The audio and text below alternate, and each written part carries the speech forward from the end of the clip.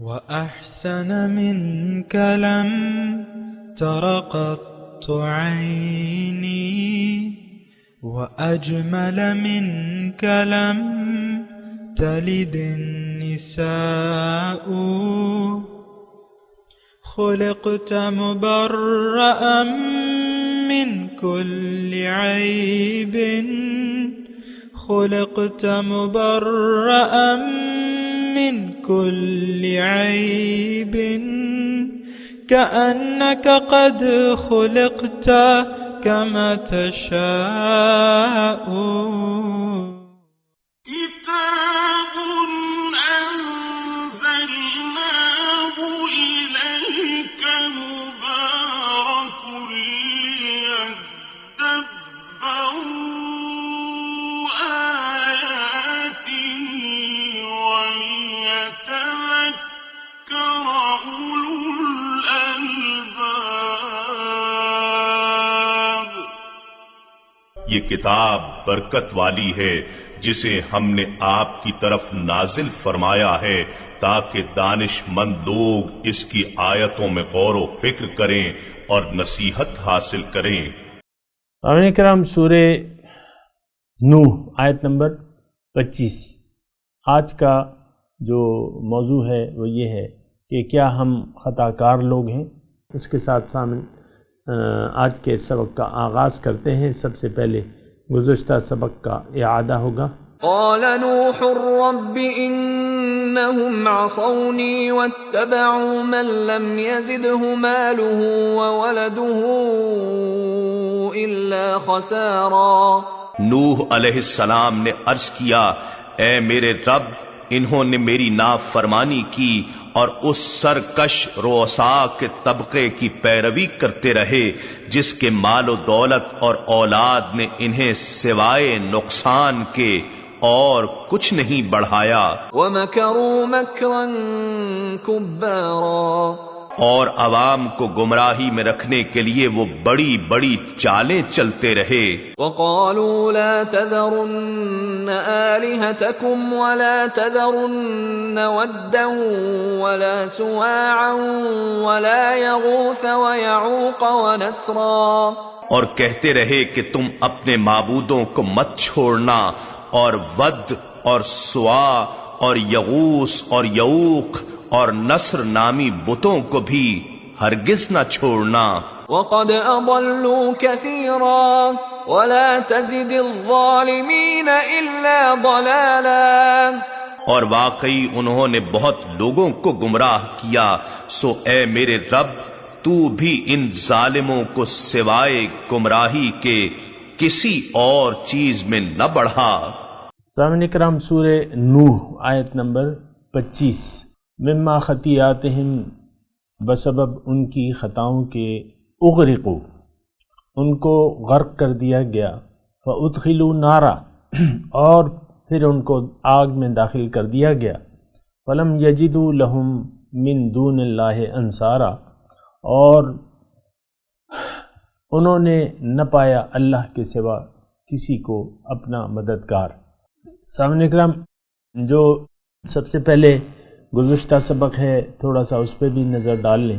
اور جب آیت نمبر 21 میں ہے قال نوح رب انہم عصونی، نوح علیہ السلام نے اپنے رب کو رپورٹ دی کہ اے میرے رب، انہوں نے تو میری بات نہیں مانی اور انہوں نے ان چیزوں کی پیروی کی جنہوں نے ان کے مال اور اولاد میں نقصان کا اضافہ کیا، فائدہ نہیں کیا.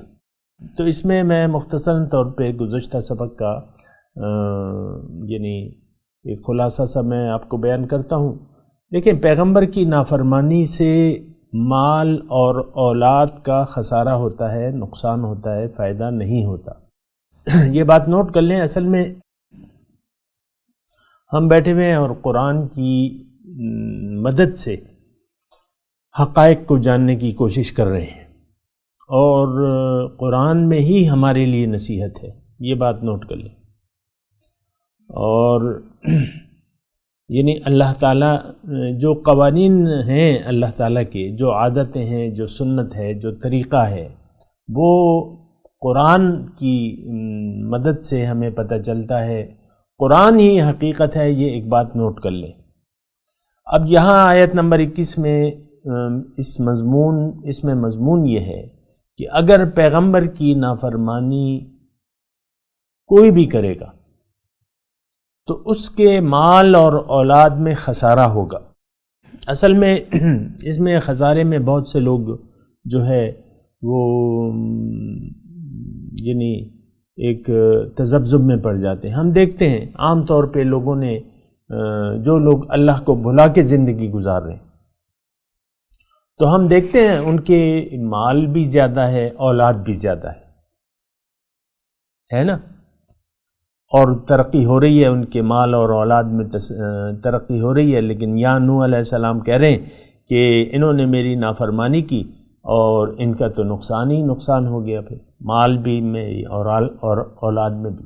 اصل میں فائدہ اور نقصان یہ ہماری بہت بڑی غلط فہمی ہے کہ ہم نے دنیا کے فائدے کو اور نقصان کو اصل سمجھ لیا ہے اور اس کو حقیقی فائدہ اور نقصان قرار دیتے ہیں۔ آج بھی آپ لوگ اپنی ذہنیت کو دیکھ لیں، اس معاشرے کی ذہنیت کو دیکھ لیں، دنیا کے فائدے پر ہم خوش ہوتے ہیں اور نقصان پر ہم غمزدہ ہو جاتے ہیں، لیکن ایسی بات تو نہیں ہے۔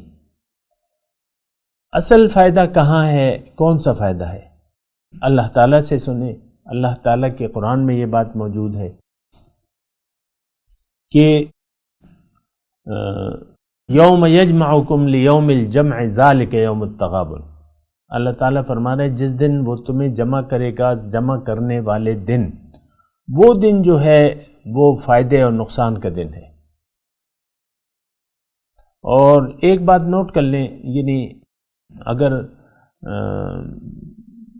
اللہ کے رسول کے قول کے مطابق جو کہ یقیناً سچا ہے، قیامت کا دن 50,000 سال کا ہوگا، اور ہماری زندگی قیامت کے دن کے مقابلے میں کتنی ہے؟ اگر کسی کی عمر 100 سال ہے تو اس کی زندگی کی مقدار جو بنتی ہے، اگر آپ 100 سال کو 50,000 سال پہ تقسیم کریں تو اس کے آتے ہیں 2 منٹ، یعنی آپ کی زندگی جو ہے 2 منٹ کی ہو جاتی ہے۔ 2 منٹ کی ہے زندگی، جو بھی آپ زندگی گزار رہے ہیں۔ اگر 50 برس کی زندگی سمجھ لیں تو پھر 1 منٹ کی زندگی بنتی ہے۔ اب 1 منٹ کے لیے فائدہ اور نقصان کی کیا حیثیت ہے؟ آپ مجھے بتائیں۔ 1 منٹ کے فائدے اور نقصان یا 2 منٹ کے فائدے، چلے 100 سال لگا لیں، 100 سال میں تو آپ بڈھے کسٹ ہو جائیں گے اور کسی کے سہارے کے بغیر چل بھی نہیں سکیں گے انشاءاللہ، کھانا بھی صحیح طریقے سے نہیں کھا سکیں گے، بات بھی صحیح طریقے سے نہیں کر سکیں گے، چل بھی نہیں سکیں گے صحیح طریقے سے۔ تو 100 سال کی زندگی جو آپ جی رہے ہیں اور جس میں آپ خوش ہو رہے ہیں، خوشیاں منا رہے ہیں، اور پھر جو نقصان ہو جاتا ہے اس پہ آپ خفا ہوتے ہیں، لیکن یہ صرف 2 منٹ کی بات ہے۔ 2 منٹ کے بعد آپ کو پتہ چلے گا کہ آپ، یعنی 2 منٹ کے بعد کیا ہے، آپ کی آخرت شروع ہو جاتی ہے، آپ کی آخرت شروع ہو جاتی ہے۔ تو جب آپ کی آخرت شروع ہو گئی تو اب آپ بتائیں کہ 2 منٹ کے لیے اگر آپ کو کوئی خوشی پہنچ بھی گئی جو آپ کے خیال میں خوشی ہے، لیکن حقیقت میں وہ بربادی ہے اور افسوس ہے۔ جو لمحہ بھی آپ کی اللہ کی یاد کے علاوہ گزرا تو وہ پھر انسان کے لیے افسوس ہے اور پچھتاوے کا باعث بنے گا۔ یہ بات یاد رکھیں، زندگی اللہ کی یاد کے لیے ہے، اس میں آپ نے اللہ کے لیے جینا ہے اور اللہ کے لیے زندگی گزارنی ہے۔ اگر زندگی یہ 2 منٹ کی، میں وہ بات نہیں کر رہا جو 50,000 سال، میں اس زندگی کے 2 منٹ کی بات کر رہا ہوں۔ یا چلیں آپ نے 50 سال جو ہے خوش و خرم گزار لیے، ہنستے کھیلتے گزار لیے، 100 سال چلیں گزار لیے، لیکن اس کے بعد کیا ہے؟ اس کے بعد تو آپ کا نقصان، یعنی نقصان آپ کو اب ظاہر میں دکھنے لگے گا۔ ابھی تو آپ کو ظاہر میں نقصان نہیں دکھ رہا، آپ پیسے کما رہے ہیں، آپ چیف منسٹر ہیں، آپ پرائم منسٹر ہیں، گارڈ آف آنر کے معائنے ہو رہے ہیں، اور یہ 10 گاڑیاں آگے ہیں اور 10 گاڑیاں پیچھے ہیں آپ کے، اور بس ایمبولینس بھی چل رہی ہے اور فائر بریگیڈ بھی آپ کے ساتھ چل رہا ہے۔ یہ ایک تماشا آپ دیکھتے ہیں نا۔ تو میں یہ کہہ رہا ہوں کہ فائدہ اور نقصان یہاں یہ ہے نا کہ یعنی مضمون یہ ہے آیت نمبر 21 میں نوح علیہ السلام نے کہا کہ اے میرے رب، انہوں نے تو میری نافرمانی کی ہے، انہم عصونی۔ اور اس آیت کا محاصل یہ ہے کہ جو بھی پیغمبر کی نافرمانی میں زندگی گزارے گا تو اس کی زندگی نقصان ہی نقصان ہوگی۔ اور میں آپ کو نقصان اور فائدے کی بات کر رہا تھا، اور پھر میں نے آپ کو آیت قرآنی بھی سنائی تھی کہ یوم یجمعکم لیوم الجمع ذالک یوم التغابن، یعنی حشر کے دن اللہ تعالیٰ جب فرما رہے کہ میں ان سب کو جمع کروں گا، تمہیں جمع کروں گا اے انسان، تو وہ دن جو ہے وہ فائدے اور نقصان کا ہوگا۔ تو اصل میں فائدہ انسان کو دیکھیں اپنے فائدے کو یعنی مد نظر رکھ کے فیصلے کرنے چاہیے۔ اور یہ بات بھی میں آپ کو بتا دوں کہ عام طور پہ ہم اپنے فائدے اور نقصان کو مد نظر رکھ کر زندگی گزارتے ہیں۔ اب کوئی شخص آپ کے پاس مثال کے طور پہ 2 کروڑ روپے ہیں، اور اگر ایک حاجت مند کو آپ دیکھتے ہیں جس کو حاجت مند ہے، جو قرض دار ہے، مثال کے طور پہ ایک آدمی 50,000 کا قرض دار ہے، اور جو قرض مانگنے والے ہیں اس سے بری طرح قرض مانگ رہے ہیں اور اس کو تنگ کر رہے ہیں، اس کو بے عزت کر رہے ہیں۔ آپ کے پاس 2 کروڑ روپے ہیں، تو آپ مجھے بتائیں کیا آپ رحم دلی کا مظاہرہ کر کے 50,000 روپے اسے چپکے سے تھما دیں گے؟ نہ، آپ تو سمجھیں گے کہ یہ تو میرا نقصان ہو گیا، میرے 2 کروڑ میں سے 50,000 کم ہو جائیں گے۔ میں یہ آپ کو کہہ رہا ہوں کہ دنیا میں ہم جو زندگی گزارتے ہیں نا، یہ انسان اپنے ظاہر اور اپنے ظاہر کے فائدے اور نقصان کو دیکھ کے یہ زندگی گزار رہا ہے، جبکہ یہ سوچ ہماری غلط ہے۔ پیغمبر دیکھیں، زندگی 2 طریقے سے گزاری جا سکتی ہے۔ ایک تو آپ پیغمبر کی دعوت کو قبول کر کے پیغمبر کے راستے پر چلیں، پیغمبر کا اتباع کریں، اللہ تعالیٰ کے حکم اور پیغمبر کی طریقے کے مطابق آپ زندگی گزاریں آخرت کے فائدے کے لیے۔ اور وہ انسان بے وقوف ہے، یہ بات بھی میں آپ کو کہہ دوں، اور یہ بات میں اپنے آپ سے نہیں بلکہ میرے آقا حضور صلی اللہ علیہ وسلم کی زبان سے یہ الفاظ ادا ہوئے ہیں کہ والعاجز من اتبع ہواہ وتمنى علی اللہ، او کما قال۔ میرے پیغمبر کہتے ہیں کہ بے وقوف ہے وہ شخص جو اپنی خواہشات کی بنا زندگی گزار رہا ہے اور پھر اللہ پہ امیدیں بھی رکھ رہا ہے۔ اور ہماری زندگی تو ایسی زندگی ہے، یعنی ہم اللہ تعالیٰ کی جو رضا ہے یا پیغمبر کا جو طریقہ ہے اس کے مطابق تو ہم زندگی نہیں گزار رہے، ہم تو اپنی خواہشات نفس کی بنا زندگی گزار رہے ہیں اور اللہ تعالیٰ کی رحمت کے بھروسے پر گناہ کیے چلے جا رہے ہیں۔ تو بہرحال یہ بات جو ہے نوٹ کر لیں، بات لمبی ہو گئی لیکن یہ ہے کہ بہت اہم بات ہے۔ نوح علیہ السلام کی زبانی ہمیں یہ معلوم ہوا کہ قرآن سے کہ جو بھی پیغمبر کی نافرمانی کا راستہ اختیار کرے گا حقیقت میں وہ نقصان میں ہوگا اور اس کا نقصان بڑھتا چلا جائے گا۔ یہ بات ذرا نوٹ کر لیں، اس کی اور تفصیل بھی ہے لیکن یہ ہے کہ اتنا میں نے گزشتہ سبق میں بھی آپ کو بتایا تھا۔ تو وَمَكَرُوا مَكْرًا كُبَّارًا، انہوں نے چالیں چلی میرے تعلیم کو نہ ماننے کے لیے، میری تبلیغ کو فیل کرنے کے لیے۔ ہمیشہ اس کے بارے میں نے آپ کو بتایا تھا کہ حق کی مخالفت ہوتی ہے۔ جو سچے لوگ ہیں، جو اللہ تعالیٰ کی طرف بلاتے ہیں، اس کو لوگ اتنا اچھا نہیں سمجھتے، اس کا کوئی پروٹوکول نہیں، اس کی کوئی عزت نہیں ہوتی معاشرے میں، اور لوگ اسے حقیر نگاہ سے دیکھتے ہیں اور اس کے راستے میں روڑے اٹکاتے ہیں، مخالفت کرتے ہیں۔ یعنی ضروری نہیں ہے کہ سب لوگ، لیکن یہ ہے کہ کچھ لوگوں کا گروہ ایسا ہوتا ہے کہ وہ حق کی مخالفت کرتا ہے، اہل حق کو ذلیل سمجھتا ہے۔ تو بہرحال یہ، اور پھر آیت نمبر 23 میں ہم نے یہ پڑھا تھا کہ نوح علیہ السلام نے جب اپنی قوم کو دعوت دی تو وہ اس دعوت کے مقابلے میں جمع ہو گئے، اکٹھے ہو گئے، اور آپس میں انہوں نے یہ معاہدہ کر لیا کہ بس ہم نے تو نوح علیہ السلام کی بات کو نہ ماننا ہے۔ نوح علیہ السلام کی دعوت کیا تھی؟ لا الہ الا اللہ، اللہ کو معبود مان لو اور اسی کی بندگی کرو۔ ہر پیغمبر کی یہی دعوت ہوتی ہے، لیکن ایسا ہوا کہ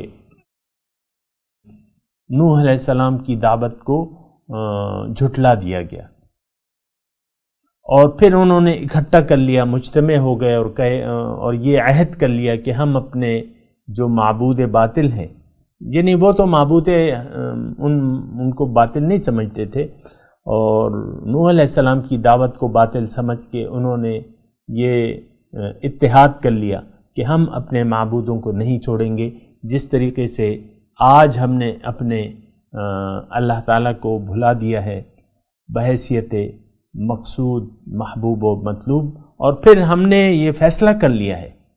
دیکھیں، یہ دعوت حق بہت سے لوگوں پر واقف، یعنی بہت سے لوگ اس سے واقف ہیں کہ اللہ کے سوا نہ کوئی مقصود ہے، نہ مطلوب ہے، نہ محبوب ہے،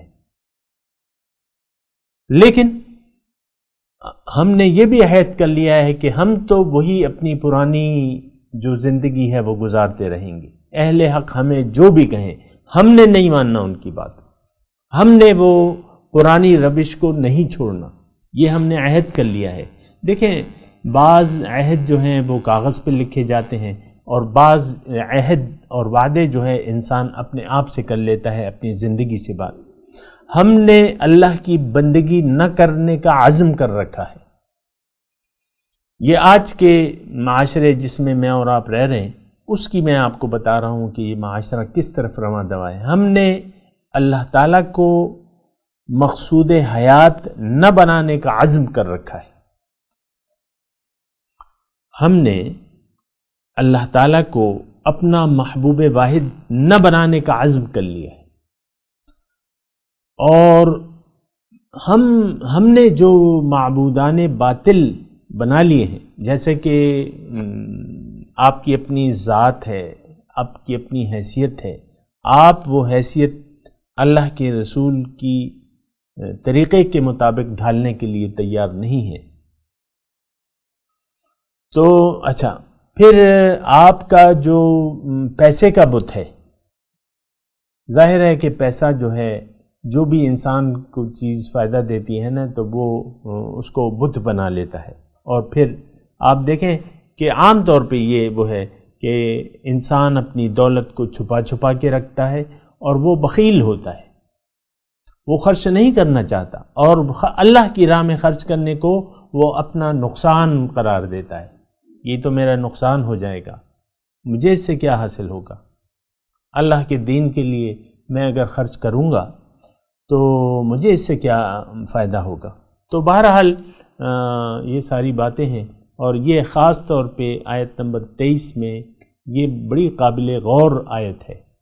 وَقَالُوا لَا تَذَرُنَّ آلِهَتَكُمْ وَلَا تَذَرُنَّ وَدًّا وَلَا سُوَاعًا وَلَا يَغُوثَ وَيَعُوقَ وَنَسْرًا۔ یہ گمراہی کا باعث ہے۔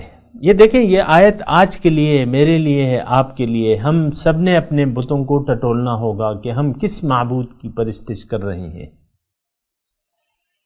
اور ان پر جمے ہوئے ہیں۔ آج پیسے کا بت ہے، اس کے سامنے ہم عملی طور پہ سجدہ ریز ہیں۔ میرے مفادات، ہر ایک کے اپنے مفادات ہیں، اور وہ مفادات جو ہیں عام طور پہ آپ دیکھیں یہ مال کا بہت بڑا بت ہے. دنیا کی طرف یعنی ہم نے جھک گئے ہیں، دنیا دار ہیں ہم لوگ، دنیا داری میں رہنا چاہتے ہیں، اللہ والے بننے کے لیے ہم تیار نہیں ہیں. تو بہرحال یہ گزشتہ سبق تھا. میں اپنے مضمون کی طرف آتا ہوں کہ یہ دو میں نے آپ کو وقد اضلوا کثیرا، اور اس میں سے بہت زیادہ لوگ گمراہ ہو گئے. نوح علیہ السلام نے اپنی قوم کو، آج بھی آپ دیکھیں یہی صورتحال ہے کہ بہت زیادہ لوگ جو ہیں وہ گمراہ ہو چکے ہیں، دنیا پر فریفتہ ہیں، دنیا دار ہیں، دنیا ہی ہمارا معبود بن چکی ہے، دنیا کے مفادات ہمارے اصل مفادات ہیں. آخرت کے مفادات کو ہم نظر انداز کر کے زندگی گزار رہے ہیں، تو اس کا نتیجہ کیا ہوگا؟ وَلَا تَزِدِ الظَّالِمِينَ إِلَّا ضَلَالًا. جو ظالم ہیں ان کی گمراہی اور بھی بڑھے گی. دیکھیں گمراہی کیا ہے؟ اگر آپ اللہ کو مقصود حیات نہیں بناتے، اللہ کو محبوب واحد نہیں بنانے کے لیے تیار، تو ہر وہ شخص جو آخرت کے فائدے کو چھوڑ کے دنیا کے فائدے کو قبول کرتا ہے تو یہ جو ہے گمراہ ہے. دیکھیں سیدھا راستہ تو اللہ کا راستہ ہے، اور اللہ تعالیٰ نے قرآن میں فرمایا بھی ہے وَعَلَى اللَّهِ قَصْدُ السَّبِيلِ وَمِنْهَا جَائِرٌ، کہ سیدھا راستہ تو اللہ تک جا پہنچتا ہے اور بعض راستے ٹیڑھے ہیں. تو ہم نے تو سیدھا راستہ چھوڑ دیا ہے. ہم نے انفرادی طور پر بھی، اجتماعی طور پہ بھی، من حیث الامت اللہ کے راستے سے ہم بھٹک چکے ہیں. یہ ایک بہت بڑا دعویٰ ہے، لیکن آپ اس کو جھٹلا نہیں سکتے. آپ یہ نہیں کہہ سکتے کہ تم جھوٹ بول رہے ہو.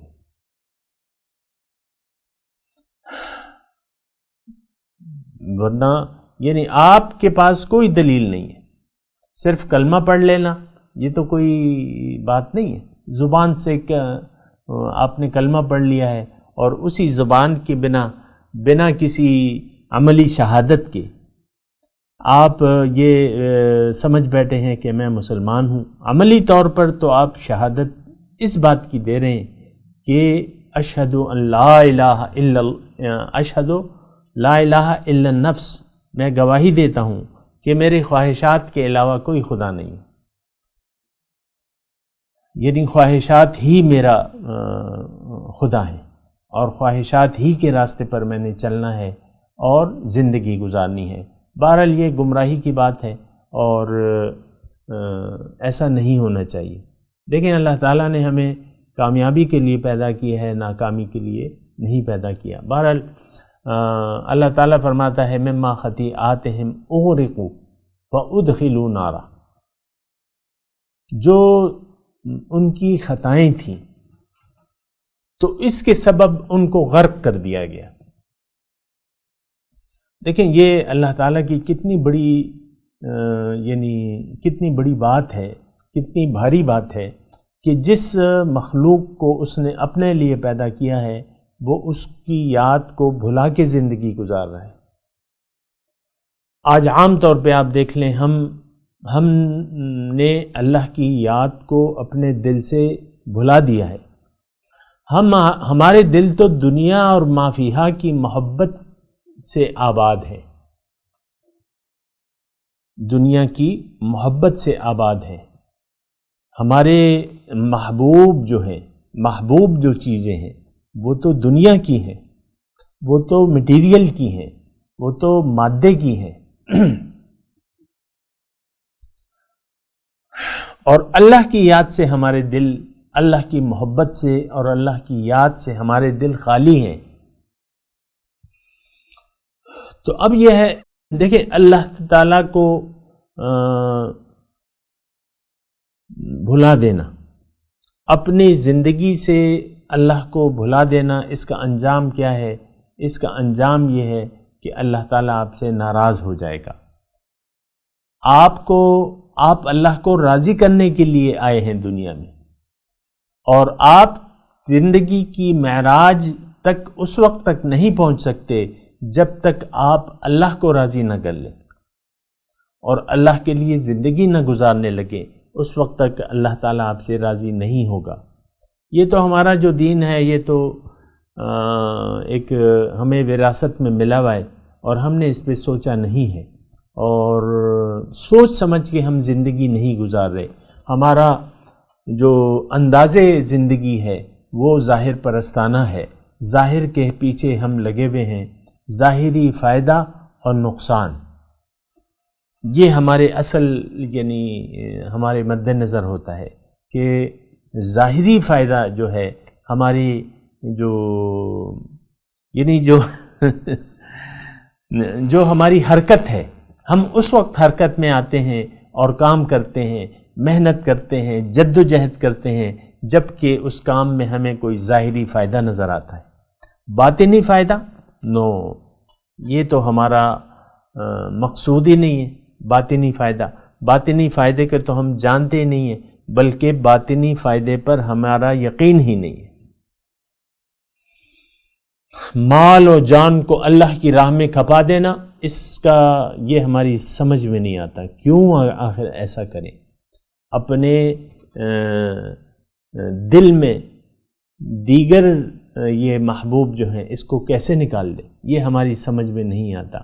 تو بہرحال اگر ہم ایسا نہیں کریں گے، یعنی ہم گمراہی کا راستہ چھوڑ کے اللہ کے راستے کو قبول نہیں کریں گے اور اللہ کے راستے پر چلنے کی کوشش نہیں کریں گے، تو اس کا نتیجہ کیا ہوگا کہ اللہ تعالی ہم سے ناراض ہو جائے گا۔ اور اس ناراضگی کے نتیجے میں اگر آپ نے اپنے اللہ اور اپنے مولا کو نظر انداز کر کے زندگی گزاری تو آپ کا ٹھکانہ پھر جہنم ہے۔ مجھے یہ الفاظ کہتے ہوئے یعنی تکلیف تو ہو رہی ہے، لیکن یہ تو قرآن کی بات ہے کہ جس پہ اللہ کا غصہ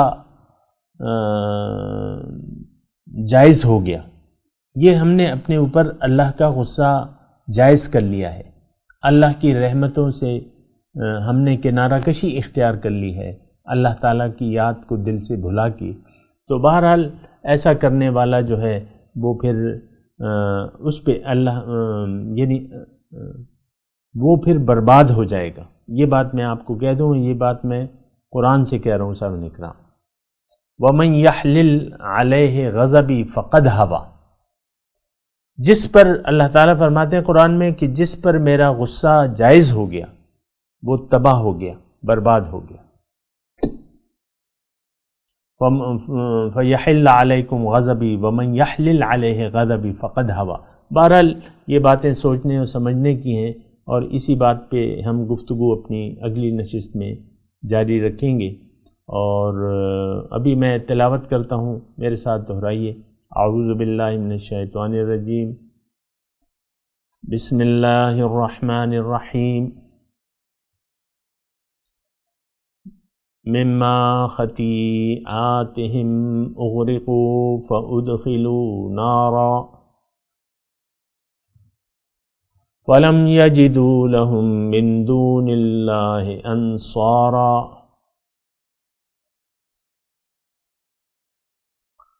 اللہ اکبر۔ ترجمہ سنا دیں۔ مما خطیئاتہم، بسبب ان کی خطاؤں کے، اغرقوا، غرق کر دیے گئے وہ، فادخلوا نارا، اور ان کو آگ میں داخل کر دیا گیا، فلم یجدوا لہم من دون اللہ انصارا، اور انہوں نے نہ پایا اللہ کے سوا کوئی اپنا مددگار۔ اب ان آیت کی تلاوت اور ترجمہ۔ مما خطیئاتہم اغرقوا فادخلوا نارا فلم یجدوا لہم من دون اللہ انصارا۔ Because of their wrongs they were drowned and were hurled into a fire. They did not find apart from God any helpers. اس کے ساتھ ہی آج کے درس کا وقت اختتام کو پہنچا۔ انشاءاللہ اگلے درس میں ملاقات ہوگی۔ وآخر دعوانا ان الحمدللہ رب العالمین، والسلام علیکم ورحمۃ اللہ وبرکاتہ۔